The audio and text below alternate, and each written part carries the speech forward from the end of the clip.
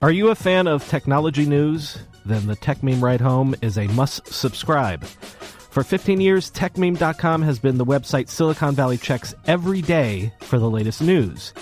And now, every day at 5 p.m., there's a 15-minute podcast that breaks down the latest news in tech, the coolest gadgets, the latest apps, the biggest funding raises, the most recent social media scandals.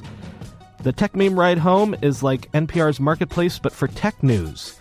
A daily, easy-to-understand summation of the latest in the world of technology. Open up your podcast app right now and search Ride Home. Then subscribe and listen to the Tech Meme Ride Home podcast. Again, search your podcast app for Ride Home and subscribe to the Tech Meme Ride Home. Cuomo, welcome to a special edition of Prime Time on an absolutely remarkable day. It is midnight in New York City and noon in Singapore. Right now, President Trump and Kim Jong-un are attending a working lunch together after this historic handshake that you're seeing right now. The first ever between a sitting U.S. president and the head of the North Korean rogue regime. All of this just started minutes ago in terms of this working lunch, the policy, the grind of seeing what will come of this moment, because this has all been pomp and circumstance to this point. Now, we first witnessed them meeting face-to-face about 3 hours ago. It happened at a hotel on Sentosa Island. A warm handshake, as you saw, smiles, a couple of pats on the back from President Trump, very cordial. Then President Trump told reporters he expected the summit to be a success. Take a listen. I feel really great. We're going to have a great discussion, and I think tremendous success. We'll be tremendously successful. And it's my honor, and we will have a terrific relationship, I have no doubt. You hear the press there with all the clicks. You know, they just got a moment to get a peek in there in this second setting, and then they were out, and there was a face-to-face meeting between the two leaders and just their interpreters that went on for about 35, 40 minutes. What happened in that room? The question is, will we ever know? The bigger question, where do we go from here?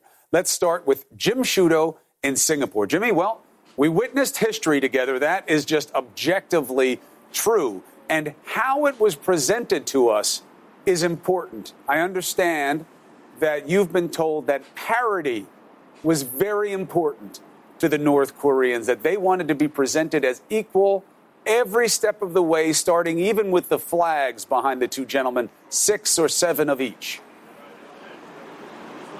That's right. They want to be treated as equals. They wanted to be face-to-face with the U.S. president as equals, and they wanted all the pomp and circumstance to deliver that message. 6 U.S. flags, 6 North Korean flags, getting equal space on that stage behind them. They wanted it to be the same number of advisors across the table from each other. That parity means something. This is a regime that, going back decades, has negotiated down to the heights of flagpoles behind negotiators at important negotiations. And we saw that again today. But the key part of that, of course, is getting the face-to-face and a one-on-one with the U.S. president, long sought by Kim, by his father, his grandfather, long sought, never achieved, now achieved today.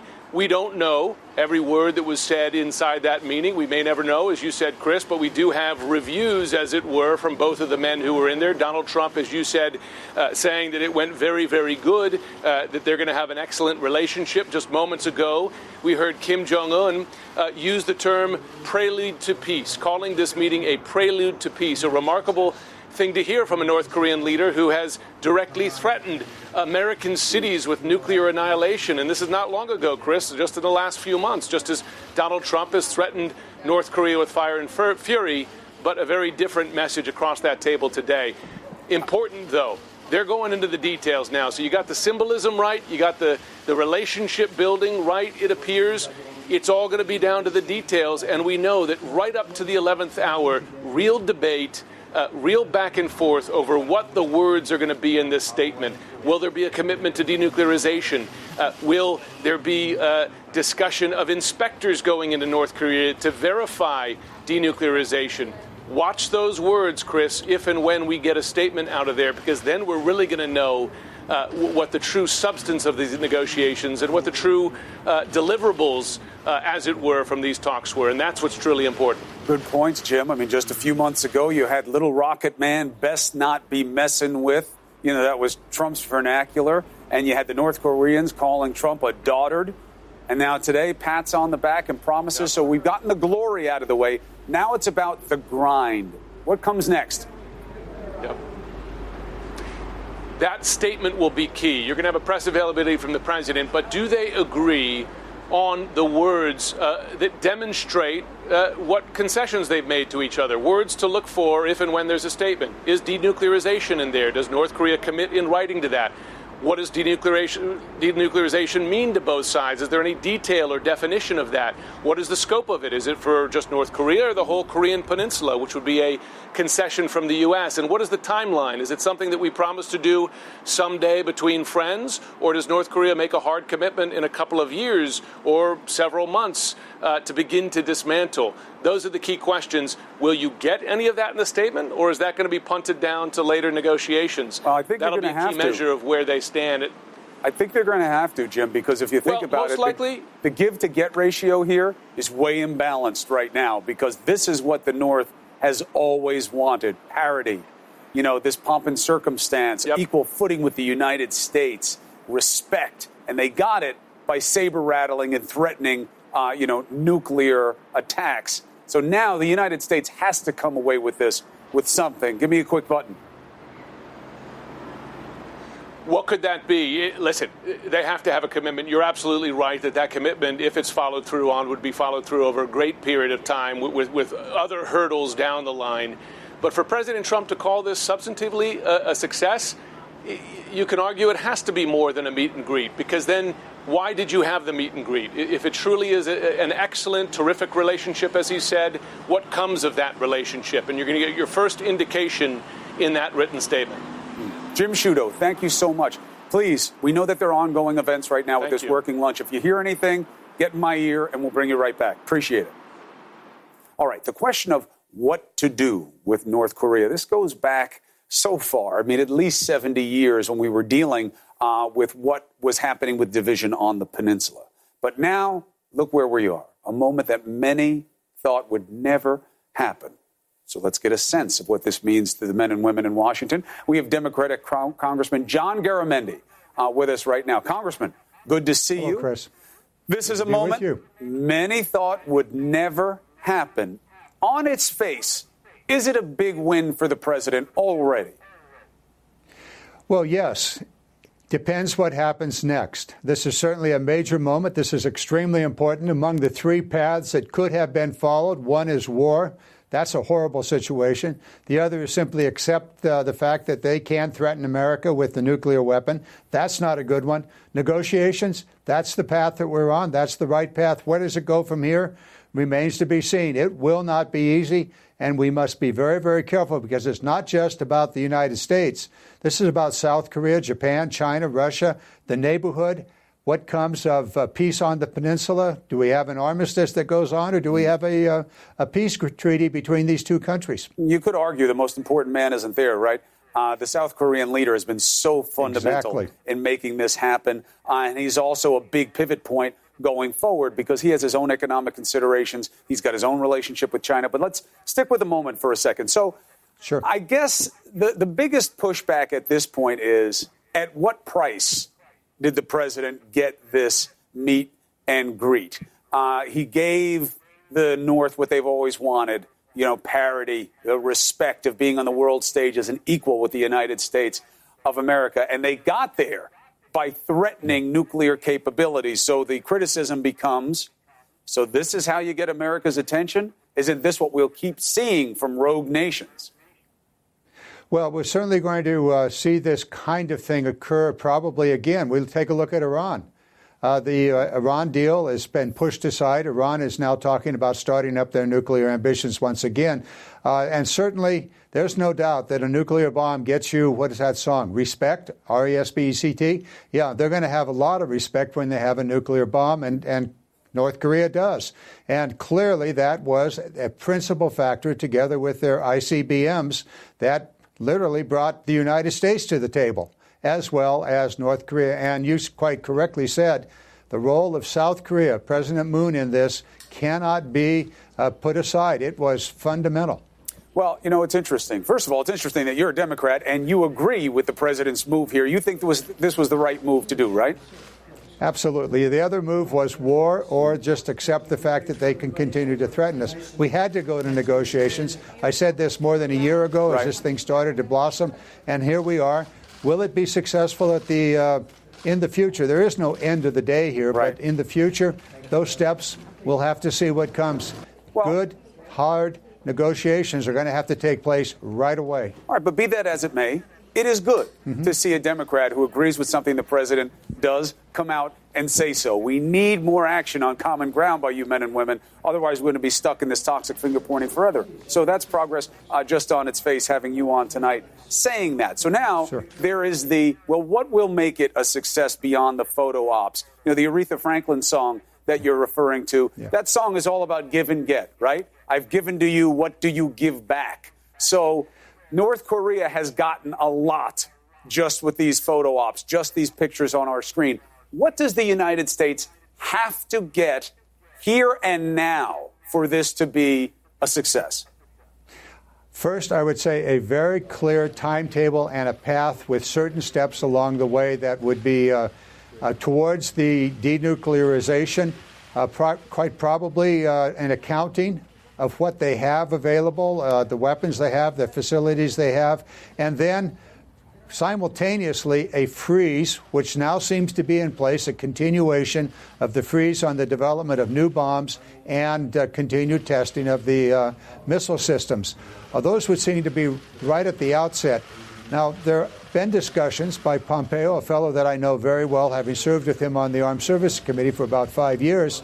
I don't know what he has put together, but my guess is that he has put together some framework of steps that are going to be taken, quite possibly with certain time calendars associated with that. That's all good. I want to hear that. I know that Congress is definitely wanting to hear that.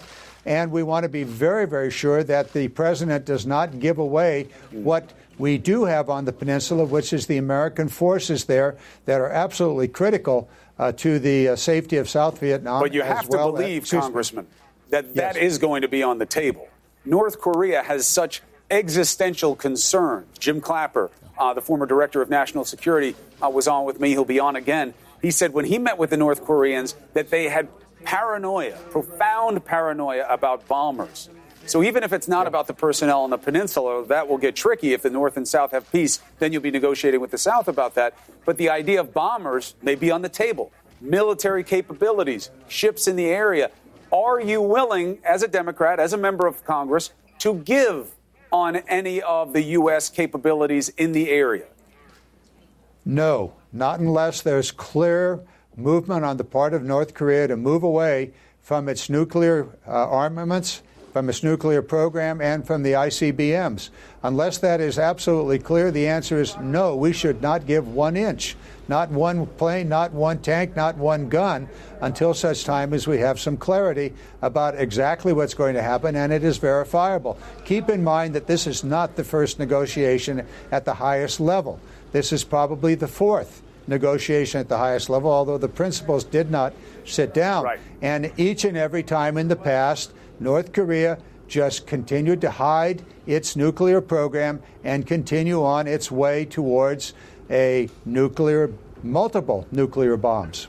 Well, there's one factor that has changed, and our source on the potential for this change is none other than Dennis Rodman. Dennis Rodman is, according to Jim Clapper, the director of national intelligence, and by all indications, the best resource when it comes to understanding the mind of Kim Jong-un, because he's had the most, in-depth conversations about this with him. And he says that this man is open to peace and that he wanted a meeting like this. He said it 4 years ago. He says he went to the Obama administration and tried to get their attention and they blew him off. And now here we are. Do you believe Dennis is reckoning that Kim Jong-un has an open mind and an open heart when it comes to peace? Can you believe that from a despot who kills his own people with regularity? Well, he's at the table with the president, and he has his nuclear weapons, he has his intercontinental ballistic missiles, and he's in the power position at the moment. We certainly have plenty of power. We have our Army, we have our Air Force, we have our own bombs. So it's a different situation now. The thing that I'm curious about, if Dennis Rodman is the guy that knows all about Kim Jong-un, who is the fellow that Kim Jong-un has in the United States that knows all about President Trump, understands the president's mind? I don't know. Certainly there are a few of us that are wondering about that. But nonetheless, this is important. We can look to the future here and be hopeful. And be hopeful that out of this summit will come a continued negotiations and a step down, step by step, over the next several months and years to move away from what has been one of the most dangerous places in the world. Certainly you look at Syria and Iraq, those are dangerous, but you look at North and South Korea, this is where the big international war will start, right there. And it could start at any moment. The mission of the American military in South Korea is ready to fight tonight. And so it is a razor's edge every day, every moment, every second. Anything that backs that down is a good thing. Well, that is a heady consideration, and we do know in a recent report from the DNI that they consider Russia, China, and North Korea to be the biggest security profile threats from a cyber perspective for the United States of America. Before you even get to nukes or conventional weapons, they're worried just about cyber capabilities. Congressman Garamendi, appreciate your perspective on this. Hope to have more conversations with you going forward. Look forward to it, Chris. All right, be well. So, President Trump and Kim Jong-un face to face. But there are concerns. Even some Republicans are wondering if this is the right message to other dictators, other desperate for this type of recognition. So let's take that on in our great debate. Jennifer Granholm, Rick Santorum on deck next. Been putting off buying new glasses? Zenni Optical offers a huge variety of high-quality, stylish frames and state-of-the-art optics, starting at just $6.95. We've got all the great frame styles you want in materials like titanium, carbon fiber, and high-luster acetate. Plus, Zenni offers prescription glasses and sunglasses. So at this great price, you can build your eyewear wardrobe. You can get 10% off your entire order with code 360. So visit Zenni, Zenni, today at zennioptical.com and use code 360. Welcome back. We're in special coverage because we are living a rare moment in history. The leaders of the United States and North Korea have met, and right now they're in a working lunch with their policy teams, hopefully banging out some meaningful steps towards a de-escalation of nuclearization on that peninsula and some kind of lasting peace. But what an extraordinary moment in just the last few hours. This is a moment we never thought would happen. Put the handshake up there if we have it, to see Kim Jong-un and the President of the United States joining hands. Just a few months ago, it was Rocket Man and the Dotard and threats of saber rattling and missiles being launched. It seemed like every other day. Now, both sides expressing optimism about the talks and a reintroduction that nobody saw coming of Dennis Rodman. He said several years ago he believed the North Korean dictator was open and wanted to meet. He is now in Singapore, and he is providing us with some insight on this so-called friend for life. Remember, Dennis Rodman may be the only American who knows Kim Jong-un the way he does. You talk about speaking with Kim Jong-un. Does he understand or speak English? The one thing about him, though, I always said about him, he's more like a big kid, even though he's small. He's more like a big kid, but he loves to have a good time. And I was saying last night or this morning that he was going around taking selfies and stuff like that. And I was saying that this guy wants to be around the world. He wants to come to America. He wants to enjoy his life. He wants his people to enjoy his life. But I think that the fact that he doesn't have the tools and maybe the politics of this whole meeting is just going to happen. I think this is going to change a lot. And I hope the fact that President Trump can understand, knowing that Kim is trying to reach well, out that's and the big try question, to get in the Dennis. 21st century. That's the big question. I want to ask you about that in a second, but let me just get an answer to this. Do you think he speaks or understands English? Well, I think he understands bits and pieces. If you talk about basketball, yes, he understands that. So you think it's about what he wants to talk about? Do you think he's studied English? I can say one thing. I think people know that Kim Jong-un is not a dumb man. Look, it's never easy to get a straight answer out of Dennis Rodman, but he was there. He has spent time with Kim Jong-un. He has spent time with Donald Trump. And he was right about this moment eventually happening. Take it for what it's worth. All right, so there is a lot to digest and discuss. Let's have a great debate. Jennifer Granholm and Rick Santorum. Jennifer Granholm, President Trump just won a second term, may get the Nobel Peace Prize because of what is happening in Singapore right now. Don't you walk off the set. So what do you think? I'm walking off. No, here's what I would say. Yes, the Nobel Peace Prize has been a surprising factor that has loomed over his motivation here. Ever since that rally where everybody was yelling, Nobel, Nobel, the word is out of the administration that the president has been obsessed about it. So here's my fear about this. And yes, you want this to succeed. We all want this to succeed. It is a good thing to be in diplomacy with North Korea as long as we get something out of it. But my concern is that he wants this so much he can taste it. And therefore, you might see some overselling of what the deal is to the world, or some willingness to accept a softer deal than what we might otherwise think is helpful for the United States or the rest of the world. So that Nobel thing, Chris, I think it is looming large over this. I don't think he'll get it, but I do think that it's looming large. Well, I think the most likely recipient at this point... And forget about the second term thing. Well, I'm saying, look, that's the speculation, right? That this kind of huge move abroad with a strong economy, but it's all about the ifs and buts and the details. There's no question about that. Rick, I think if they were going to give a prize for anything that comes out of this, I think that the leader of South Korea would probably be the leading candidate for it. It's amazing how he's massaged these two sides to get to this point. Yeah. But here's the problem with the introduction for your side of this. How did we get here? We got here by North Korea saying, we want to blow you up, and we have nukes. Give us our respect or else. And now here he is sharing the stage with the president of the United States. Tricky message. Well, it's a real problem. It's a grave concern for everybody just to see what's going on here as to how we got here. We got here through really appeasement on the part of both Democratic and Republican administrations for quite some time. And now we have not only a nuclear North Korea, but a nuclear North Korea that has the missile capability to deliver that nuclear weapon into the continental United States. But Rick, isn't this the greatest show of appeasement we've ever seen?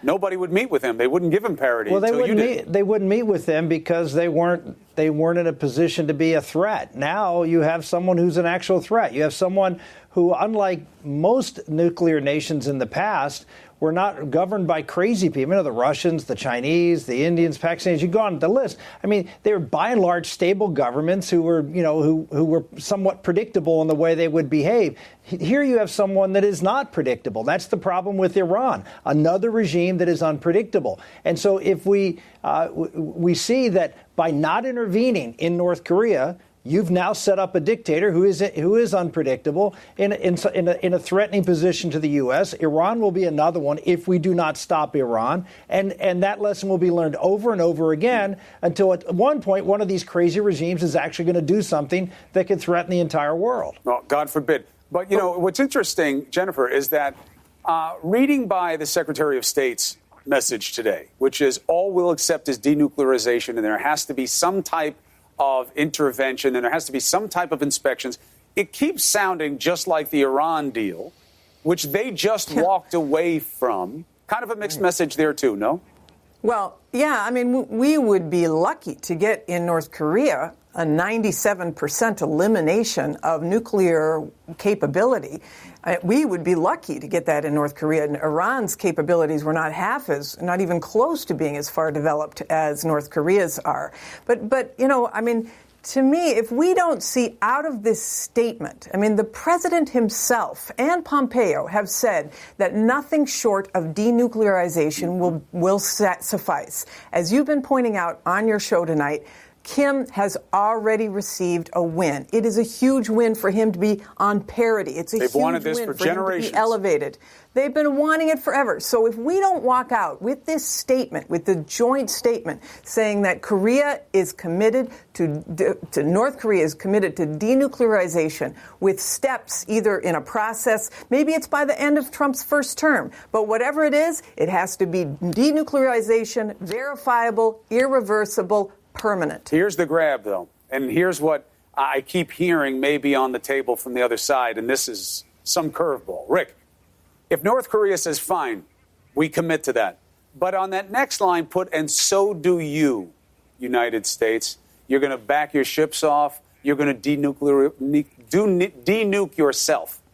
That's got to be part of this, too. If you want no nukes, you can't have them either. Then what? Well, that's very complicated. Obviously, look, South Korea, I can't imagine South Korea would be promoting this if that wasn't something they knew that North Korea was going to demand. So it just almost implicitly, you have to believe the South Koreans are at least open to that possibility of a denuclearized peninsula. The real question becomes Japan and how the Japanese would respond to that. That's a much more complicated situation, and I would suspect the Japanese would be less willing to denuclearize that area than maybe the South Koreans would. Well, also, the president said that he would wait on Congress to get approval from this. Jennifer, do you think that Congress in the United States would agree to denuclearizing the United States anywhere? No, I don't. I don't think they would agree to minimize the U.S.'s power anywhere. But let me just say, Japan, of course, is part of the G7. And this is part of the ridiculous strategy that the president engaged in this weekend going into this meeting. I know Larry Kudlow on Jake Tapper's show, and we wish Larry Kudlow well, obviously, with this heart attack. But I know he said that part of the strategy was to attack Justin Trudeau to go into this meeting feeling strong. Well, I'm telling you, Japan, as part of the G7, it's a two-front battle that the president is waging. Not only does he not have his allies going into this negotiation in North Korea, he's also got an adversary on the other side. So it's America alone. Again, what a terrible strategy. And not only that, but his response was the response of someone who is so fragile they're a snowflake. When you listen to what Justin Trudeau said, he was utterly calm and rational. He said things that he had been saying in the past, which is that, unfortunately, the Canada would have to retaliate if the United States places those tariffs on, which they have. So, I mean, to me, I'm just saying that he went into this meeting without allies and looking like a fragile snowflake, and that is a bad posture to be in. Rick, let me give you the last word on this. Do you believe that the president went up to the G7 looking to blow it up, looking to show that he has no set friends or allies or is beholden to anybody, as showing that he's a fair broker walking into the North Korea summit? Look, I think Donald Trump's attitude toward a lot of our allies is that they have bilked America for bad trade deals, and they haven't held up their end. We have a positive trade balance with Canada, as you know, by the way. I'm just saying, generally speaking, our allies, if you include services, that is correct. But why wouldn't you? We're a service economy. Saying, I understand, but, his focus is on manufacturing and goods. I'm just saying that. So I'm not saying that's right. I'm just saying that's his focus. So, but the other aspect is that they haven't held up their end from a national security point of view, that they haven't, contributed their defense dollars as part of NATO or even beyond the boundaries of NATO. And so that's the attitude. Now, I'm not saying it's a good one. I've heard a lot of people criticize, he's mean to our enemies and he's nice. Mean to our allies and nice to our enemies. What he's saying is our allies have to step up and be allies and be good partners. And that's why you got the reaction he is. And as far as our enemies, look, Donald Trump was handed a situation of a nuclear North Korea and is trying to do the best he can to try to obviously diffuse the situation. So I don't blame him for this meeting. I blame the failure in the past administrations, not this one. Well, here are two things we know. We'll end it on this. One, North Korea started really getting energetic and ramping it up when Trump was in there. Maybe they knew something about him, about what he would respond to. And you can feel things, but how you express them at this level really matters. And it raises that doubt Will he say something that screws this all up and everything that we're now applauding? We'll see. Rick Santorum, Jennifer Granholm, thank you as always. All right, so in just a moment, we're going to bring in Christiane Amanpour live from Singapore as President Trump makes friends and possibly peace with Kim Jong-un. Can it really happen? Amanpour's take next.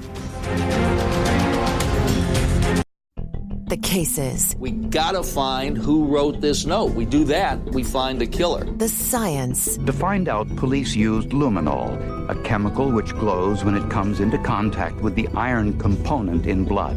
The drama. But where was the rifle?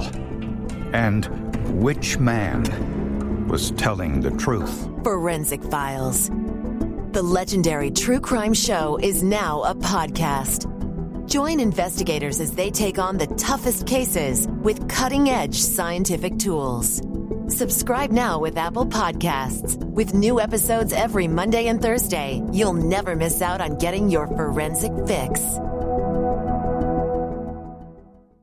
Back to our special coverage of the nuclear summit between President Trump and Kim Jong-un. We are living an historic moment right now. Right now, we see there is the President of the United States and the leader of North Korea. They had been at a working lunch.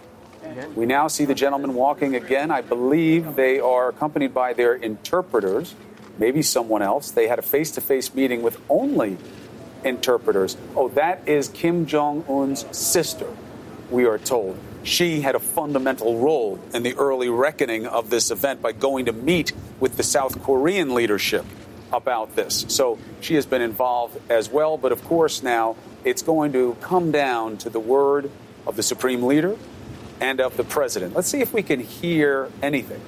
No, it's too far away, and it's going through their interpreters. But again, the men have been in very close quarters. Remember, little rocket man, best not be messing with. And Trump is a dotard, this arcane term of saying that he is old and no longer in possession of his faculties. And now here they are. Handshakes, pats on the back, great honor to be together, terrific relationship. We're going to do great things. Kim echoing those sentiments when just a few months ago, it seemed as though this may come to a military conclusion as likely as anything diplomatic. But now, here they are. Obviously, there is a huge barrier of language. Dennis Rodman told us that he believes that Kim does understand English in parts, that he has spoken with him in English before, but certainly not enough to conduct any business. Let's listen and see if they say something now. Doing great. We had a really fantastic meeting. A lot of progress.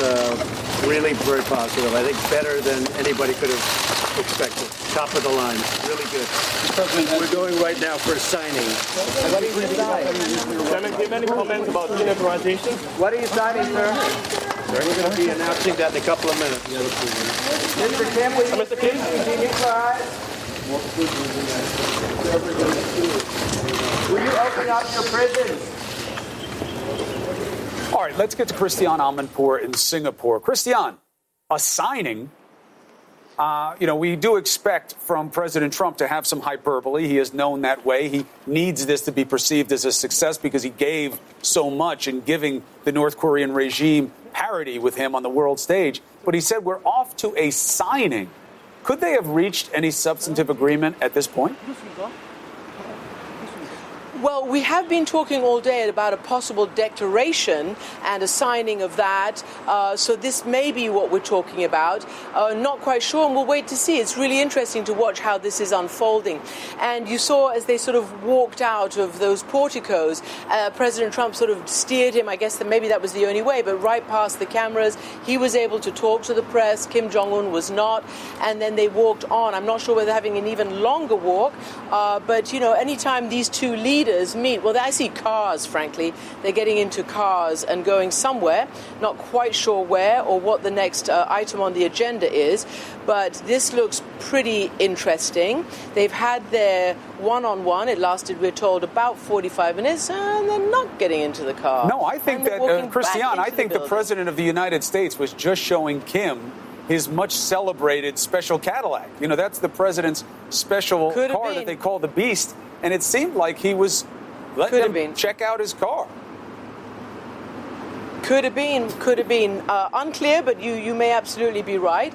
Obviously, the body language has been a great deal of focus has been put on that. It's been very equal in terms of equal sort of patting on shoulders, patting on arms, and all the flags, the number of flags, where they sat, where they spoke, how they met. Do you remember when they first came out to shake hands? Sure. And there had been some talk before that the more senior leader would be in the room first, and then the more, relatively junior leader would meet. Well, they actually came out of those arches exactly at the same time, stood in front of the flags exactly at the same time, shook hands. Right. So apparently the North Koreans are incredibly keen on this kind of parity and to be treated as equals. So I think what we really do have to say is that for the North Korean leader Kim Jong-un, he has done a total 360 in the space of several months. He has gone from international pariah to international statesman. He's gone from the madman of the hermit kingdom to the man who is able to summon a summit with the President of the United States, having already laid the groundwork with the President of South Korea, and having just presented himself as somebody who is able to almost flip on a dime. All right, so let's bring in Jim Clapper. Jim, this is fairly extraordinary, all right? I am no stranger to the fact that sometimes in these live events we can hype simple moments, but I'm pretty sure that these two guys just went to check out one of their own cars. I mean, that's what it looked like. They didn't have a screw-up of logistics. Certainly Kim wasn't going to get into the president's vehicle and go somewhere. So is that the kind of gesture that you would have at this level just to relate on a human level? Absolutely. And I'd go back to Dennis Rodman's wisdom about Kim Jong-un's interest in things American. So it doesn't surprise me a bit, and I thought that was a great gesture to go show him the very unique vehicle that the president rides in. Now, this seems to be a little bit of an ad hoc moment here. They seem to be discussing what's going to happen next. We see Bolton's face keeps popping up. John Bolton on the left side of the screen. Now the two sides are separating. Again, the mood seemed very light. They were supposedly going to a signing, but they are now walking in opposite directions. The president entered a room, Kim walking away. So do you think that means that they already did sign, or we would have seen it, so I don't know that it happened, or was that a little getting ahead of the ball? Hard to tell. And it will be interesting to see if there is some sort of joint declaration, joint release, joint public statement. And, of course, we'll be parsing the wording of that to the cows come home. But it seems to me that's kind of the next step here. Does this seem a little bit more random and unscheduled than other events of its kind? Well, I think you could just orchestrate this, choreograph it just so much. And I think both the principals are given to doing things extemporaneously, both of them. And I think as much orchestration may have gone into this that there was a little freewheeling here on both their parts. All right, so now they've gone to their own side. Christiane, you're still with us, right? You were saying earlier that this... I am indeed, Chris. This signature could be a declaration of intentions. We've seen plenty of those, which isn't a promise to do anything, but it's a promise to do things. What do we expect next in this summit? Well, I mean, to be honest, we actually have never seen a declaration signed by both presidents, so both leaders. So that would be... We haven't seen anything by both leaders. I wonder... Right. And I just wonder what D&I Clapper would say about the analysis. Basically, look, what can one expect? It would be very, very good, according to experts, if the U.S. could get out of this meeting a pledge that the North Koreans would admit and tell them about their nuclear stockpiles, about their missile stockpiles, would declare them, and then promise to allow them to be verified. And if they could get, for instance, the North Koreans to continue what they're doing right now, which is freeze on their intercontinental ballistic missiles test, freeze on their nuclear weapons test, but not just for now, for the entire duration of the negotiators continuing their work on the final status settlement. So those would be good things, I'm told by experts. And then I just also wonder whether D&I Clapper and you all might think that, this is an amazing moment, there's no doubt about it.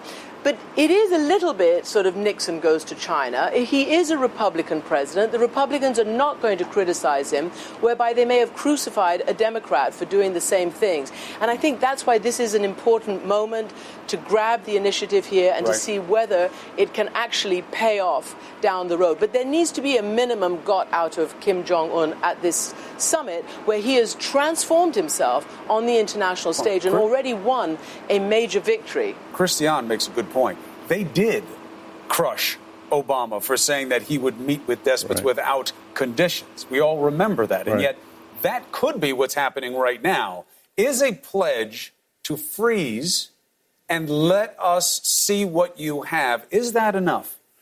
Well, that would be huge if the North Koreans actually do that. And the question I would have is, well, what are we going to offer them? This isn't enough.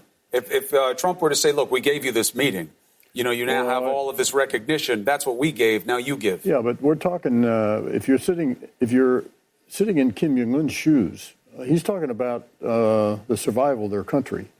And certainly when I engaged with the North Koreans, and this was some years ago, but their nuclear capability was they felt was their ticket to survival. They made that very clear to me. So I don't think just getting a meeting would, at least in my mind, I'd be very surprised if they did that without some sort of concession or agreement on our part about what it is that we're going to do. So they don't, as I said earlier, don't have to depend on nuclear weapons for their security. The other factor, Chris, I do want to point out is Kim Jong-un also has a domestic audience. So he's, a people that it's instilled in them to hate the United States of America, fear the United States of America, and now they've had this sudden turnabout. So he has to, I think, convey to his domestic audience what is it that North Korea is going to gain if we give up a capability that we've struggled for decades to achieve. But it will be very interesting to see what comes out of this for the United States. I mean, if you're from the North Korean perspective, you got to be happy with these things. But Republicans, especially conservatives, have been very damning of any type of light treatment of despots, certainly during the Obama administration. What will they get on paper? What will feel real? There are going to be major political implications other than just the glory of this moment. But it is a big moment in history, no question about it. Jim Clapper, thank you so much for helping us understand this. This is a big deal just because it happened at all. So let's take a quick break. When we come back, we're going to have the latest live on the ground in Singapore. Remember, this is a full-day event. They're 12 hours ahead. So really, it's just before 1 o'clock in the afternoon there. Please stay with CNN's special late-night edition of Primetime. Welcome back to Prime Time. We're doing special coverage here, and what a night we have seen. Just minutes ago, we heard from the president again. He said things are going, quote, better than anybody could have expected, top of the line, and that he and Kim are headed to a signing. But then they wound up going in different directions after the president apparently showed Kim Jong-un his car. Let's take a listen to the sound. It's going great. We had a really fantastic meeting. A lot of progress. Really very positive. I think better than anybody could have expected. Top of the line. Really good. We're going right now for a signing. We don't know. And the substance matters, not just from a peace perspective, but a political one. Remember this. The president's party here in the United States would have crushed Barack Obama for doing something like this. They went after him in damning fashion for his lighter assessments of dealing with despots without preconditions. And yet, here we are. So Trump is going to have to bring home something more than a photo op, but we have a lot of day left in Singapore. So let's bring in Will Ripley. He's on the scene there. Will, signing, but then they check out the beast, the president's big Cadillac, and then they walk in different directions. What does signing mean on the ground there? we know that there were 11th hour meetings here in Singapore yesterday, lower level meetings between the United States and North Korea, and they were working towards some kind of a joint statement, some kind of an agreement that could come out at the end of the summit. We know that they had difficulty getting there because of the vastly different definitions of denuclearization that the United States and North Korea have. But then everything seemed to actually wrap up kind of quickly. They announced the changes to the schedule. President Trump and Kim Jong-un both departing hours earlier from Singapore than they had originally planned. A lot of people weren't sure what that meant. It now seems as if they were able to come to some sort of an agreement, and whatever they're going to be signing, obviously the discussions went well, as President Trump said. I can tell you, Chris, I was chatting with North Koreans over the weekend. North Korean officials I was meeting with said that there was no option on their end for this not to go well. So they were expecting this to go well. The North Koreans went and prepared. Apparently they knew exactly what to say to President Trump. Well, remember, from their perspective, it has already gone well. Just having parity, look at the North Korean flags right next to the American flag. I mean, whoever thought we would see that? And it's interesting on social media here, people are saying, no, they weren't looking at a car. It was something else. We just showed you the video again. We know that these men were trying to find ways to bond in just like a personal human way. And what's more natural for guys to want to check out one another's car? You know, as simple as it sounds, here it is again. That's the Beast, the president's special motorcade car. And there's Kim Jong-un checking out the inside of it. And then they walk away. So optics are as big a part of this day as anything, Will. There is an audience back home for each of these men. What do we know about how much of this is being reported in North Korea?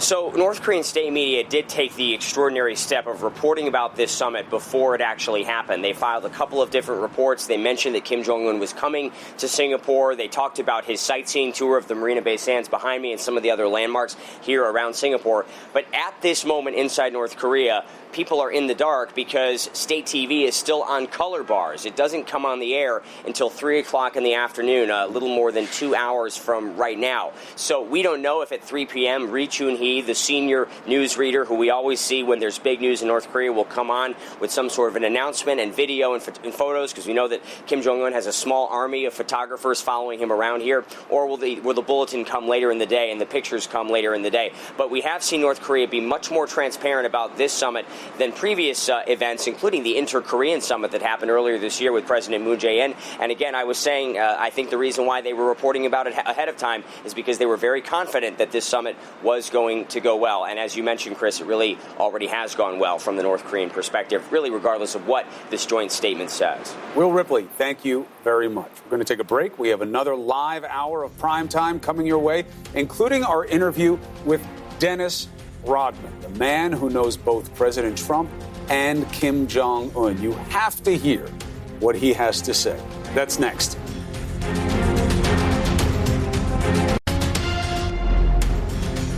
Hello and welcome back to another special live hour of Primetime. I'm Chris Cuomo. It's 1 a.m. in New York. That means it's 1 p.m. in Singapore, where an historic corner is being turned, maybe. Kim Jong-un has come to the table for talks. So has President Trump. This is a new era, and as much as many thought a moment like this may never happen in our lifetime, the president says the talks are going, quote, better than anybody could have expected, and then hinted that he and Kim were going to some sort of signing. They went from there to check out the president's car, the one they call the Beast. It's true. We have video of it. The two men went, looked inside the car, and then went and talked a little bit with advisors, and then separated. What kind of signing? What does it mean? Let's bring in Jeff Zeleny. Now, there is some word from a U.S. official that signing may have been a little bit of hype from President Trump. We're being told that signing references something slightly less than a deal, which makes sense this early in the process. What do you know? It does, Chris. A U.S. official I just talked to here in Singapore a short time ago said a signing is a sense of the progress that was made by the sense that they had the meeting and a pledge to go forward and talk. But this official would not get into the specific details of what the U.S. will be potentially giving up. Now, look for one thing we are looking for here, talking to a variety of people over the last several days here, Chris, is Secretary of State Mike Pompeo and his North Korean counterparts have been talking about terms of agreement. But the security guarantee is one central element on that. So look for potentially something about the security guarantee to be in this document. But the president, not uncommon, he says this a lot, he's going to a signing. U.S. officials are not putting the brakes on that, but perhaps not raising expectation for what that is going to be. We should be very clear. This is a historic day. These meetings are critically important, but so much more work to be done. This is the very beginning of this process, Chris. Do not look for any major signing to signal a major deal. But this has always been the gamble, Jeff Zeleny. Thank you very much. The North Korean team, the regime, got a big win just by this happening. What will President Trump bring home? Remember, his party, very critical of President Obama for dealing with Cuba and for dealing with despots without preconditions. What will he bring home? Now, we are all so in the dark about North Korea, and it has made somebody in a bizarre way very relevant once again. A man who calls Kim Jong-un a friend for life. Dennis Rodman has visited North Korea several times. He spent personal time with Kim Jong-un. He said years ago that Kim wanted a meeting like this to happen. People laughed at him. He's now in Singapore there. He heard from the White House today. He says the president said he's very proud of Dennis for his help in what has happened today. Take a listen to our interview. How you doing, guys? It's good. Do you have what does your hat say? What's my hat say? Oh, good. Now I can see it. Let's so you make have America great again. All right. You got it right there? You got it? I got it. Thank you. So you made your way to Singapore. How important is this to you? You talked a lot about the prospects for peace when we spoke several years ago. Did you think this moment would ever come? Well, in my heart and soul, when I first went to North Korea, I was very honored to even be selected to go there. And once I went to North Korea, I was didn't really understand what the old situation was as far as being over there. And when I first met Kim Jong-un, I was more like, I didn't know what to expect. You know, I didn't know who he was. I didn't know what he represented. I didn't know if he was someone important. But I knew something was going on. But once I got familiar with the culture and the situation over there, I got really used to being there. I felt like I was at home. Now, you know both men. You've spent time with the North Korean leader. You've spent time with Donald Trump. How do you think the two men size up in terms of how they might get along? Well, I think the fact that Donald Trump would understand the fact that the people of North Korea have a heart, they have soul, charisma, and they love each other. And I think the fact that Kim Jong-un and his family understands that. I think that President Trump should understand the fact that the reason why the Marshal of North Korea respects Dennis Rodman, the fact that he trusts me. And I gave him something for his birthday. And I thought I couldn't pull this off. And I said to him on the day before his birthday, I said, I'm going to give you a present. And he said, what is that? I said, I'm going to bring a basketball team, professional basketball team to you. He said, can you do that? I said, yes, I can. Even though I knew I couldn't do it, I said, if I fail now, it's going to be a problem. So basically, I got a lot of people together. I got Popcorn here, helped me out, my sponsor. Thanks to those guys. And it happened, and Kim Jong-un came to me and said, Dennis, you know what? This is the first time someone's ever kept their word to me in my country. And I looked at him, I always got emotional, but I said, wait a minute, hold on. He said, someone's never kept their word to you in your country? He said, yes, this is the first time someone's ever suggested that. And I came through, and I think that he really appreciated that, the fact that he's not normally hearing someone that's trustworthy. And I think that country is normally hearing people that's always lying, deceitful, and not trustworthy. And I think that if Trump goes in there with a great heart, with his heart on the table, and let Kim Jong-un see him, really emotional as far as like speaking to him. It ain't got to be about war. It ain't got to be about hatred or what happened in the future or in the past. The past. We'll move on to the future. And I've told people about Kim Jong-un. He's all about the 21st century. He's trying to progress his country. And Donald Trump is going to do a great job is try to reach out and make sure that our hands, Americans, our hands are always open, because as Americans, we have let so many people around the world join us to be happy in one country. That's the United States. And now we have really put ourselves on the line to reach out to North Korea, and they've been so gracious to me, my family, and the United States. So let's make this happen. If Trump could pull this off, more power to him. Dennis, did Kim reach out to you or any of his people reach out to you, the president's people, anybody reach out to you for insight into the other side? Well, you know what? I've talked to those guys the last 5 years. Which guys? And I talked to Kim Jong-un and an administration over there 5 years ago. And he asked me 5 years ago, we sat down for lunch. And he sat down and asked me, hey, Dennis, I would like to ask you three things. If you go back to tell the President of the United States these three things, and I would be willing to talk to him. And it's a true story, and I got my people here that was there that heard the conversation. He said things like, if they can move the ships back from South Korea, I would do what I have to do to listen. If you can move certain things or do certain things, I will listen. My ears will be open. And I tried to do that to Obama, and Obama didn't even give me the time of day. I asked him, I said, I have something to say from North Korea. He just brushed me off. But that didn't deter me. I still kept going back. I kept going back. I showed my loyalty and my trustworthy to this country. And I said to everybody, I said, the door will open. I remember you saying it. I remember you saying it. Let me ask you something. Does Kim understand English, Dennis? It's amazing. It's amazing. It's amazing. When I said those things, when I said those damn things, when I went back home, I got so many death threats. I was sitting there protecting everything. And I believed in North Korea. And when I went home, I couldn't even go home. I had to hide out for 30 days. I couldn't even go home. But I kept my head up high, brother. I knew things were going to change. I knew it. I was the only one. I never had no one to hear me. I didn't know one had to see me. But I took those bullets. I took all that. I took everything. Everyone came at me, and I'm still standing. And today is a great day for everybody. Singapore, Tokyo, China, everything. It's a great day. It is a great day. This is a historic day. I'm so happy. You were saying to me years ago that you thought this would happen.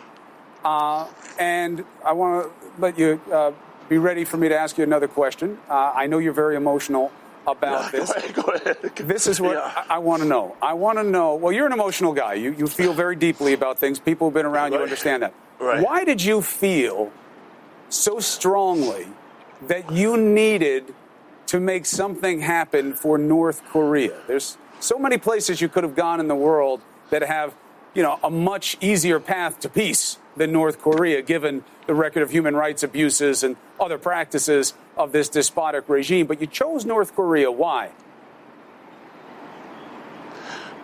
Well, I feel like I said, I was very naive when I went over there. I didn't understand and expect all the things I was getting when I went over there. They said, do you realize what you was doing, Dennis, when you went over there? I said, no. I thought it was just another one of those things. I was just doing some charity event. I knew nothing about North Korea. I just thought I was going to play basketball and just treat the people and be happy, and that was it. But it turned out to be so much more bigger than what I thought. And I felt the fact that, just listen to the people, seeing the kids, seeing the people there, and just meeting the regime, Kim Jong-un, and the whole marshals and everybody. I just felt in love with the country from day one. And I felt like that, I guess I owe it to myself, and the people around the world. What? I'm not in here. I'm not in this for no money. I never started this for no money. This is not about Dennis Robb being the greatest person in the world to lead these two people together.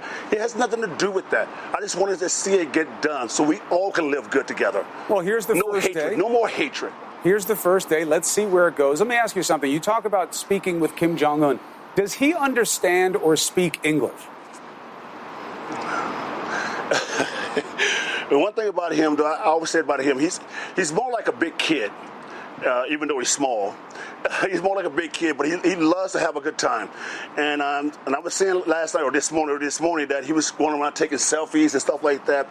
And I was saying that this guy wants to be around the world. He wants to come to America. He wants to enjoy his life. He wants his people to enjoy his life. But I think that the fact that he doesn't have the tools, and maybe the fact that the politics of this whole meeting is just going to happen. I think this is going to change a lot. And I hope the fact that that President Trump can understand, knowing that Kim is trying to reach out and trying to get into the 21st century. That's the big question. I want to ask you about that in a second, but let me just get an answer to this. Do you think he speaks or understands English? Well, I think he understands bits and pieces. If you talk about basketball, yes, he understands that. So you think it's about what he wants to talk about? Do you think he's studied English? I can say one thing. I think people know that Kim Jong-un is not a dumb man.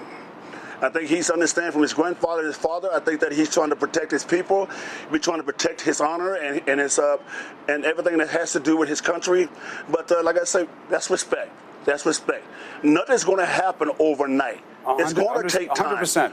100%. If Kim Jong-un and Donald Trump understand that, if they understand the fact that if we just sit there and have a smooth, a comfortable relationship, smile, laugh, joke a little bit, okay, great. It ain't got to be war. It's got to be something that everyone can be comfortable about. Right. And I know this meeting is going to be a great meeting. Well, that's the hope, Dennis. We'll see where it goes. It had a good start. They did the handshake. There was good body language. They said the right things. You know, it's all perfunctory at this part. It's the opening ceremony, and we'll see what happens when we start getting reports about the actual policy negotiations. But you talk about the Kim Jong-un side and North Korea side. Did you hear from the White House at all today? Well, yes, I did. But and the good thing about it, yes, Donald Trump reached out. He called his secretary, and she called me and said, Dennis, Donald Trump is so proud of you. He thanks you a lot. And that means a lot. You know, because after all these years, the fact that I somewhat had something to do with this North Korean situation, but I don't want to take any credit where credit's due. I think we all need to take credit. And I'm just here. I'm just so thankful to be here. I'm glad the fact that this is happening. The world saw it. I saw it. My kids saw it. So you know what? It's just hope for the best. We don't need a miracle. We don't need a miracle. We just need the doors to be open so we can start fresh and make this a better place in the world, baby. That's it. Well, look, sometimes it does take a miracle. I mean, you know, you're dealing with some really tough things on the table here. You know, I know that you've had good experiences with the leader of North Korea, and this is a nice moment. I'm not looking to get into it with you again, but you know now things you didn't know then.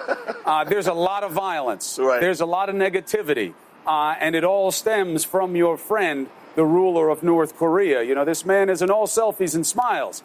He's responsible for the deaths and hardship of a lot of people. How can you be sure he wants something better than what he is right now?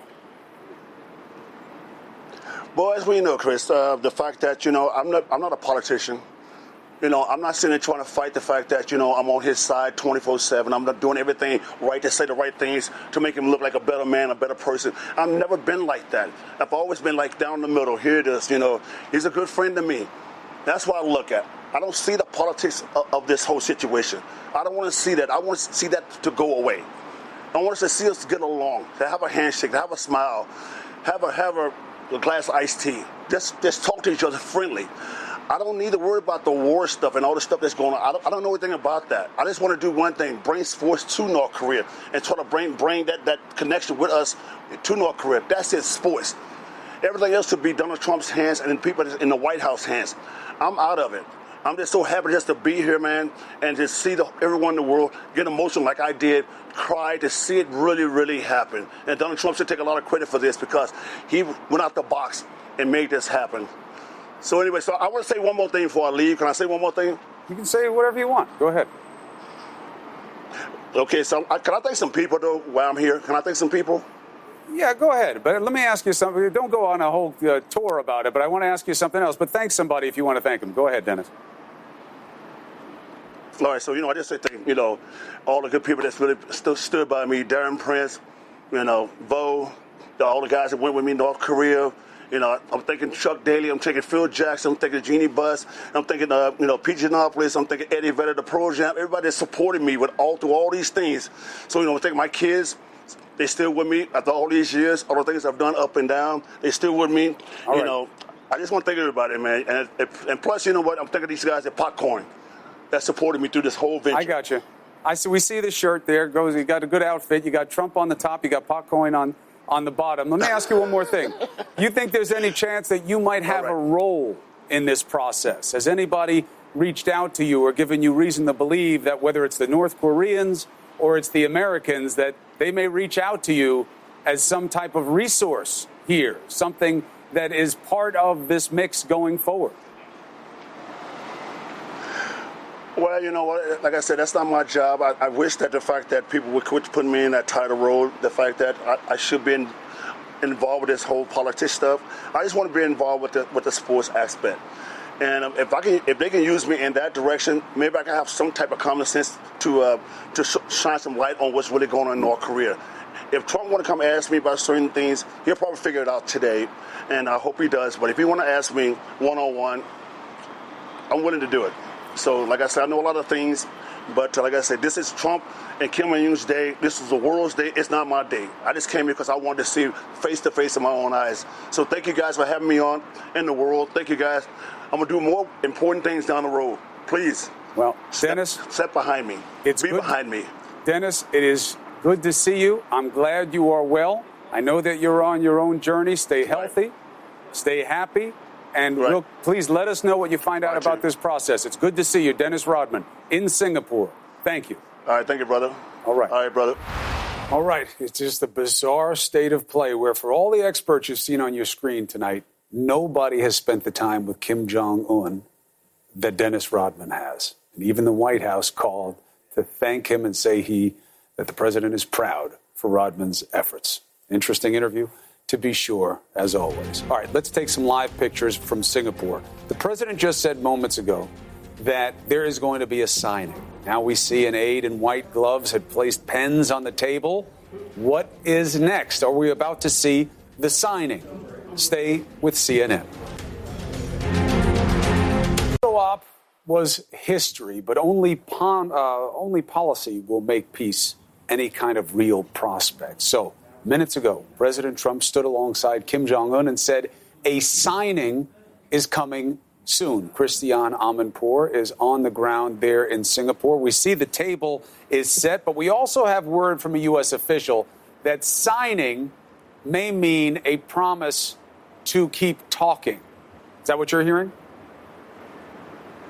Well, Jeff Zeleny, who's the White House correspondent for us, as you know, has been hearing from those U.S. officials who are saying that a signing will acknowledge, quote, progress that has been made so far and will also commit to a pledge to keep the momentum going forward. And this official said that he didn't want to get ahead of what's actually going to happen. So we don't know whether there are going to be any actual details in any declaration that's signed. And just to give you by way of a sort of a comparison, when it was the end of April, the meeting between Kim Jong-un and the South Korean President Moon Jae-in, they did sign a declaration, the Panmunjom Declaration, which specifically pledged to denuclearize the Korean Peninsula and to seek an end to the Korean War. So there were specifics in there.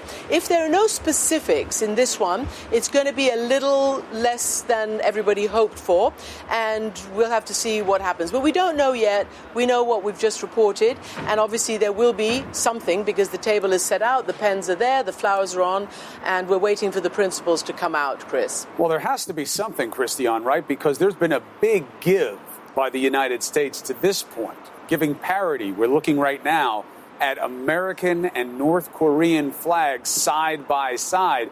This was very high on the wish list for this despotic regime for generations. So the president has to bring something home, does he not? Look, you'd think so. I mean, we have spoken to many experts who've been covering this and dealing with this, whether on a government level, on an expert level, around the region, on the allies level. And they have all said what we need to see from North Korea is a verbal and written commitment that they are going to denuclearize. You've already had the Secretary of State say again on the eve of this meeting today that we want complete, verifiable, that's the key word, verifiable, irreversible disarmament. And until then, we will not let up on the pressure of sanctions. So we know that that's what the United States wants. At the very least, I'm told by experts that what one could hope to expect is that they will continue to pledge to keep their freeze on their intercontinental ballistic missile tests, their nuclear tests, while the negotiators continue their work to hammer out final deals over the next year or more. But also what the Americans should want is to hear a declaration from the North Koreans as to what they have. What are their missile capability? What are their nuclear capability? And are they willing to verify them, to have the international community, the IAEA and all the others verify the status and the locations of these weapons and these weapons systems? That would be at a minimum. So look, let's see what they get out of it. Obviously, getting together is a good first step. It's better to talk than to talk about war. It's better to talk about peace. And I will say that, of all the substance that has come out of the conversations, you've had a little bit of impromptu in front of the camera talk from President Trump saying this is going to be excellent, it's tremendous, etc. But you actually had substance from Kim Jong-un, who said that it's taken a lot to get us to this. The obstacles were very, very high, and the past, quote, practices and prejudices of the other side have been very difficult to overcome, but we are here. So you can see, for them anyway, history is playing a huge part in getting them to this meeting. But as you say also, Kim Jong-un has been now legitimated and legitimized on the international stage. Right, and you have to remember, you have to define what he calls the challenges and prejudices. This is a despotic and murderous regime that completely stifles the freedoms of its people. About the size of the state of Mississippi here in the U.S., 25 million people there. The average earnings are less than $2,000. There is nothing that even approaches the American ideal of freedom, and that's something that President Trump is going to have to deal with. Christiane Amanpour, thank you very much for your perspective, as always. Let's bring in CNN Global Affairs analyst and senior fellow for the Council on Foreign Relations, Max Boot. Max, couldn't have a better guest for this tonight. Thank you for joining us. Thanks for having me, Chris. All right, so first of all, in terms of your expectations and the reality, how do they meet up so far? Well, I would say that you've seen a process of resetting expectations from very high to very low over the course of the last few months. I mean, remember that in April, Donald Trump was tweeting that basically that North Korea had already agreed to denuclearize, which clearly is not the case. And then a couple of weeks ago, you had that major spat where he called it off, and then it was back on again. And clearly the North Koreans really wanted the meeting, but Donald Trump also understood, I think, as the price of getting the meeting, he had to reset expectations and not talk about the Libya model of complete disarmament, not talk about that there was going to be this massive concession by North Korea at this summit. And so basically he reset expectations to be essentially this is going to be a meet and greet, and this will be the start of a lengthy process. And when you set expectations so low that they're barely, half an inch off the floor, you can meet those expectations, and I would expect they would meet those, but they're certainly not going to meet the high expectations that he laid out when he initially announced the summit a few months ago. Superlatives are not substance. That's something that people have become familiar with this president. But you have a policy and a political consideration. First, the policy one. It seems as though what the Trump administration is going to try to get with North Korea is something that approximates the Iran deal that it just tore up and said wasn't worth the paper that it was written on. Does that sound like the same to you? Well, isn't that ironic, Chris? I think you're right. I think, in fact, Trump will be extraordinarily lucky if he gets from North Korea a deal as tough as the one that President Obama got from Iran. And this is the same deal, of course, as you just mentioned, that Donald Trump has trashed as the worst deal ever. And it had some weaknesses. I opposed it at the time, but it's actually a pretty strong deal in many respects, where the Iranians had to give up 98% of their fissile material, demobilize 2/3 of their centrifuges, and accept a very intrusive inspections regime. Now, is North Korea going to do as much? Maybe, but it seems doubtful. And if Donald Trump can't get as much out of North Korea as Barack Obama got out of Iran, how does he claim that this is the greatest deal of all time, which we know he's going to say no matter what? And now the political consideration. And you're new to Cuomo Primetime, but here's the rule, Max. You can always disagree with me. It's fine. Sometimes we're putting things out there just for the sake of argument, and here is an argument. Well, I'm not shy about disagreeing, Chris, so I know. Well, that's why I have you here. I always need better minds. So, under the Obama administration, the hard right crushed him for reaching out to Cuba, to suggesting that he would meet with leaders who are considered despots without preconditions. How can they swallow Trump coming home, if only with a signed declaration with a promise on it to keep talking? I think it's fair to say, Chris, that the hard right and the Republican Party in general has basically given up 98% of their principles. And their only principle these days is to follow Donald Trump wherever he may lead. And so when he announced the summit, they called it a stroke of genius. When he called off the summit, it was another stroke of genius. When it was back on, that was a third stroke of genius. So he's not going to get a lot of pushback from the right in the way that they would have done if this had been Hillary Clinton, for example, who was having a meeting without preconditions with the dictator of one of the world's most vicious countries. So you don't think he has to come home with anything?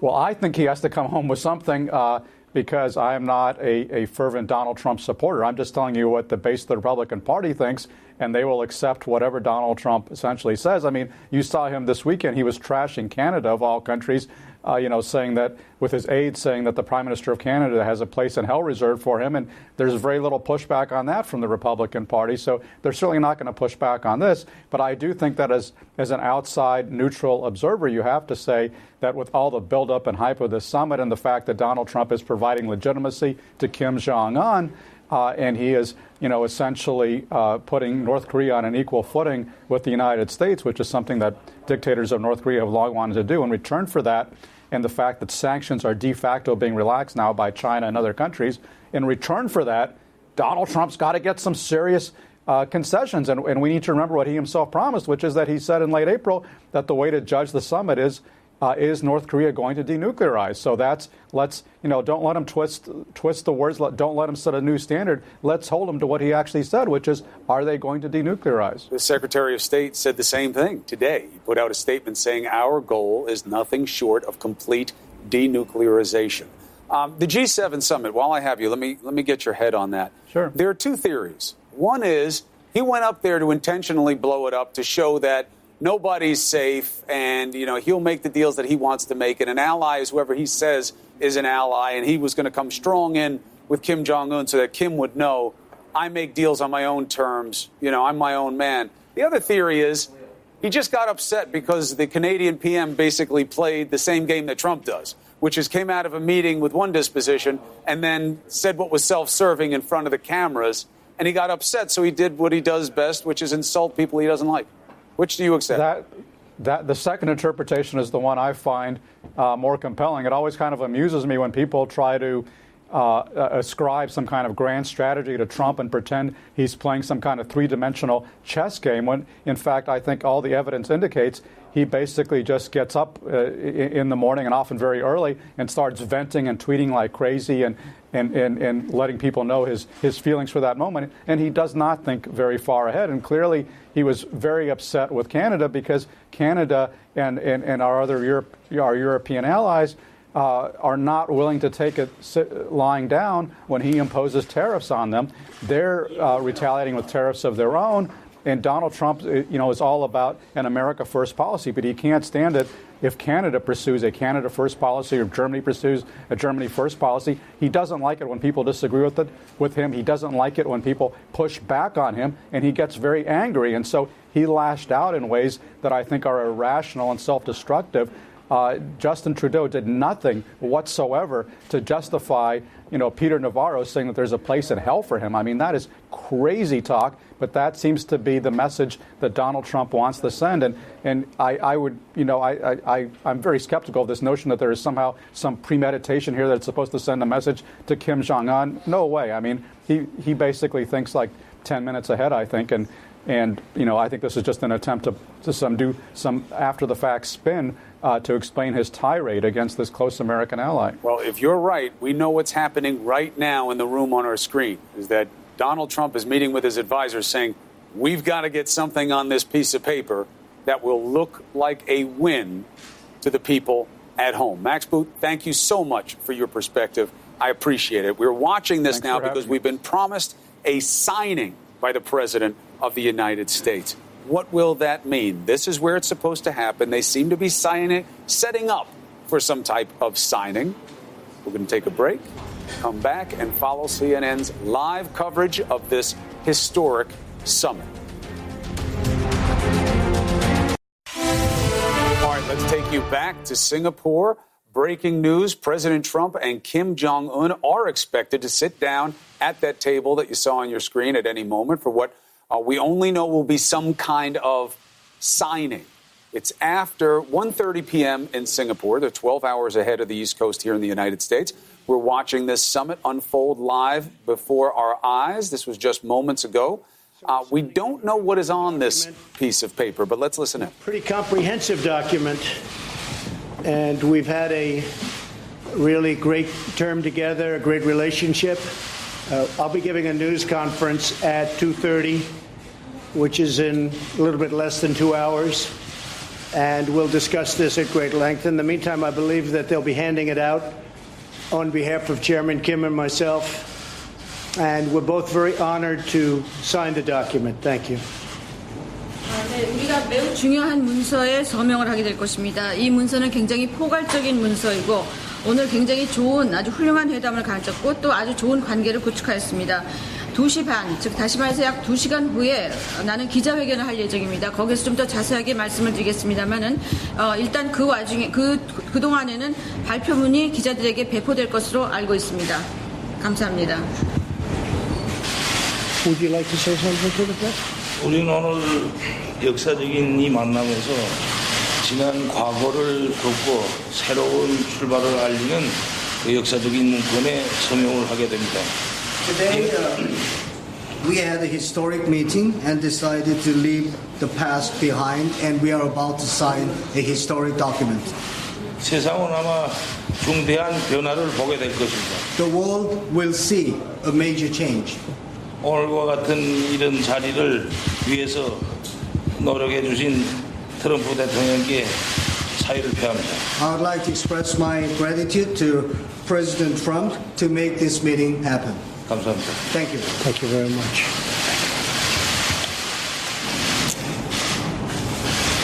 Okay.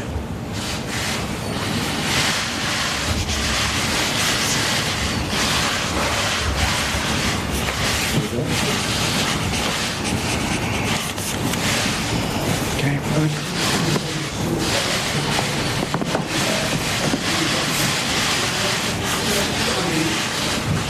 Mr. President, did he agree to indeed nuclearize Persia? We're starting that process very quickly. Very, very quickly. Absolutely. Mr. President, 100% denuclearization?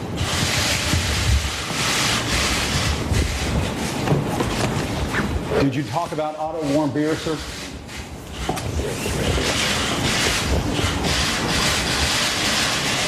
Mr. Penn, did you agree to give up your nuclear arms? You'll be seeing everything in just a little while. The letter that we're signing is very comprehensive, and I think both sides are going to be very impressed with the result. A lot of goodwill went into this, a lot of work, a lot of preparation. I want to thank everybody on both sides, Secretary Pompeo and all of his counterparts. They were absolutely fantastic. 네, 조금 후에 우리가 서명한 발표문의 내용에 대해서 곧 알게 될 것입니다. 아까도 얘기했습니다마는 매우 포괄적인 그러한 문서이고 양측이 그 결과에 대해서 굉장히 만족할 만한 결과입니다. 이 문서를 서명하고 또 이런 그 만남을 갖기 위해서 많은 사람들이 선의를 가지고 노력했고 또 많은 준비 작업이 있었습니다. 그 양측의 그러한 작업을 해주신 분들에 대해서 감사드립니다. 거기에는 폼페오 장관뿐만 아니라 조선 측의 그러한 여러 협력자분들에게 감사드립니다.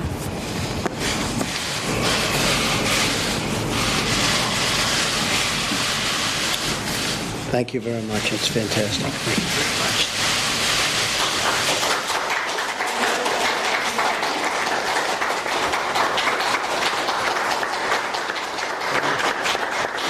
Thank you very much, everybody. We'll see you a little bit later. And we're very proud of what took place today. I think our whole relationship with North Korea and the Korean Peninsula is it's going to be a very much different situation than it has in the past. We both want to do something. We both are going to do something. And we have developed a very special bond. So people are going to be very impressed. People are going to be very happy. And we're going to take care of a very big and very dangerous problem for the world. And I want to thank Chairman Kim. Spent a lot of time together today, very intensive time. And I would actually say that it worked out for both of us far better than anybody could have expected. I think far better. I watched the various news reports, I would say far better than anybody even predicted. And this is going to lead to more and more and more. And it's an honor to be with you. Very great honor. Thank you. Thank you to all of your representatives very much. 우리 둘 다 오늘 둘 다 뭔가 이루어내려고 싶어하고 또 둘의 특별한 관계가 오늘 시작됐습니다. 그리고 우리는 아주 여러 가지 중요한 여러 가지 문제의 해결에 시작을 했다라고 말씀드릴 수가 있습니다. 김 위원장님께 감사드리고 또 내가 보기에는 오늘 만남이 누가 기대했던 것보다 또 누가 예측했던 것보다도 좋은 만남이고 좋은 결과로 이루어질 것 같습니다. 또 앞으로 더 많은 진척이 있을 것 같고 이렇게 만나게 된 것을 영광으로 생각합니다. 김 위원장님 감사합니다. Thank you very much, everybody. Thank you. Will you invite Chairman Kim to the White House? Absolutely, I will. All right, let's bring in Christiane Amanpour just to recap. If people are coming in right now, it's the second major handshake photo op we've seen of the day. The president and the leader of North Korea just signed a declaration. The president said it is very big, very comprehensive. He was asked whether or not it will be about denuclearization. He said we're going to start that process very quickly, very quickly. He also said that it will be made public soon, so we'll get the actual details of it. Chairman Kim said that this declaration means that we are leaving the past behind, that the world will see a major change, and expressed gratitude to the president. The president responded by saying that he and Kim now have a special bond after spending intensive time together. Christiane Amanpour, it's going to come out, so we're going to see what is on it. But certainly, yes. President Trump doing what he does best, speaking in superlatives about how amazing this has been. Well, that's exactly right, and we are going to hopefully see it because they say they're going to distribute it, and that would be the norm. They did the same thing after the declaration was signed in Panmunjom. Obviously, this was between the two Koreas, but clearly they will do that since he said they were going to do it, and that's going to be really good to be able to see the detail of what they have agreed to. But again, they have both sat down, the two leaders of these two countries, and they have affixed their signatures to this letter, this declaration that the president calls comprehensive, and there was again more really warm words between them. You know, obviously Chairman Kim was slightly more reticent. He's not used to that kind of thing. He spoke less than President Trump did, but all the words of President Trump were translated by Kim's, well, actually, I don't know which translator. It may have been the U.S. translator because it was the woman, and we know that is the U.S. translator. And then, of course, a lot more handshakes, a lot more back pats and arm pats, and off they went. We do know that President Trump said he's going to be holding a press conference. He said at 2:30, that's by my watch, in about 45 minutes from now. So we're bound to hear a lot more very soon. And it has to be a letter of intent, though, because there just hasn't been the time to hammer out any specifics. The question is whether or not it will be found satisfying, and that will be predicated on what comes next. Yes? Sorry, I mean, yes and no. I mean, we don't know whether their people had hammered out a sort of a list of things that they were willing to sign before the leaders came out. We've been told that there's been a lot of work going into this letter, this declaration. So we don't know. We don't know. If it's very comprehensive and the president said, you know, denuclearization will start very quickly, very soon, that's interesting. Certainly interesting. Christiane Amanpour will wait for more details to put meat on the bones. Thank you very much. We're going to take a quick break.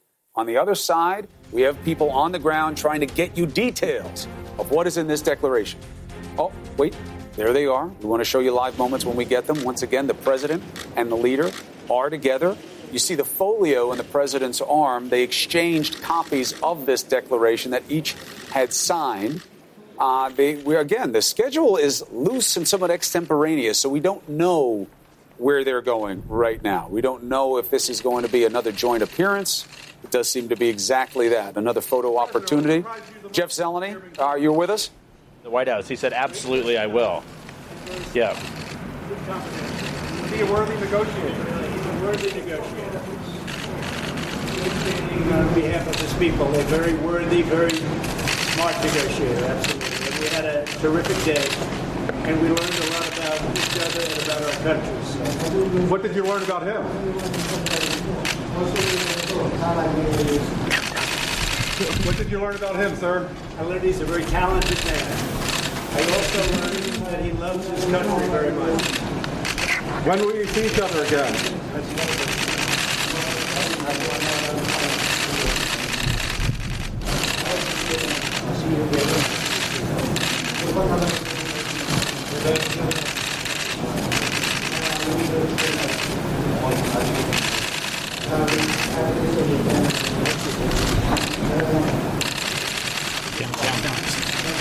Will you be meeting again, sir? Will you be seeing each other again soon?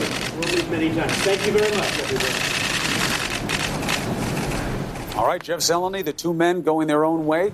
We understand that the president was asked, would you invite Kim to the White House? And he said yes. Is that your understanding?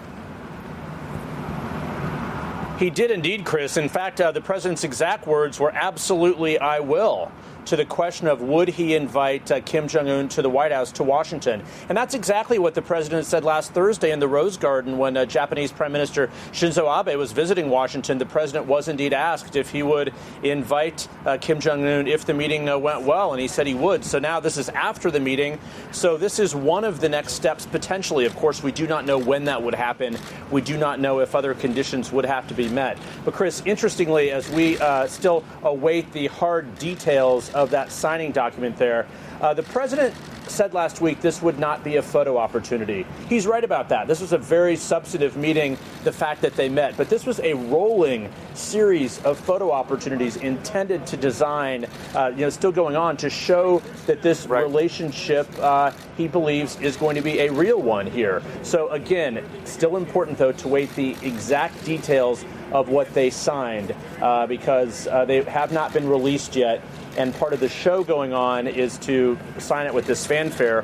We'll have to see exactly what they signed whenever the White House releases it. All right, let's bring in Christiane Amanpour. You just heard the president there. He's saying, yes, I would invite Kim to the White House. He says, I've discovered he's a very talented man who loves his country very much. You know, tricky sentimentalities here for a president of the United States when addressing the head of a regime that is murderous and completely oppressive of freedoms in his country. Well, first, it's proven what we've already seen over and again, that the president of the United States can be a bully and a pussycat. So for whatever reasons that he calculates is best for the policy he's trying to achieve or the personal relationship, he can do both those things.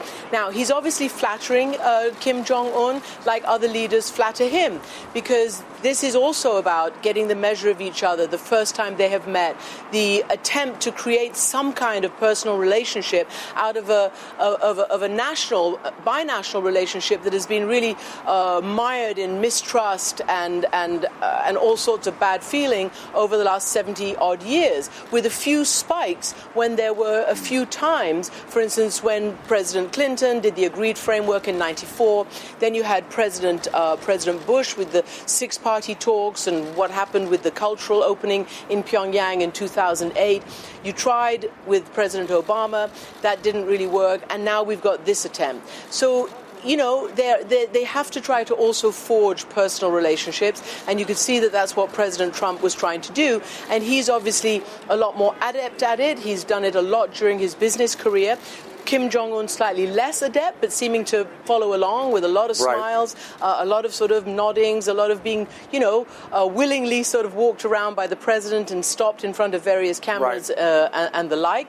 But of course, Kim Jong-un himself has already scored a victory, and if he gets an invitation to the White House, that is icing on the cake. Well, look, the president will get points back home with his own party and even hardline conservatives for seeming in control here. Strength, control, that projected power is important politically in terms of optics. However, it does remind a little bit of Obama with Cuba. Now, obviously, the stakes are so much different with North Korea as potentially nuclear with its capabilities. But there was so much criticism, Jeff Zeleny, of Obama for, hey, how do you deal with Cuba with all their human rights violations and no preconditions? You can't cut them any slack. How will the party regard the takeaway from this with Trump and Kim? Chris, that is a great point, and those are Republicans criticizing, largely Republicans criticizing President Obama for human rights violations in Cuba. But I think this is, as you said, a nuclear power, a whole nother level there. But the president, if you could hear it during one of those photo opportunities after the signing, he was asked if he talked to Kim Jong-un about Otto Warmbier, of course, the college student who died in the hands of the regime, and the president did not answer that question. So we do not know if human rights were discussed today. Last week, the president said he would indeed bring up human rights, and then this week there was some question if that would happen. But clearly this is not necessarily a moment for lecturing. That's not President Trump's style to lecture in public. But our reporting will have to show and bear out if they talked about human rights at all. If they didn't, he'll be criticized for that roundly, Chris. Jeff Zeleny, Christiane Amanpour, thank you so much. That's it for me. Join us Tuesday. Now we've had the historic moment. Now it's time to test. Tuesday night, 9 Eastern, Cuomo Primetime will do just that. Right now, our coverage of the nuclear summit will continue. Please stay with CNN.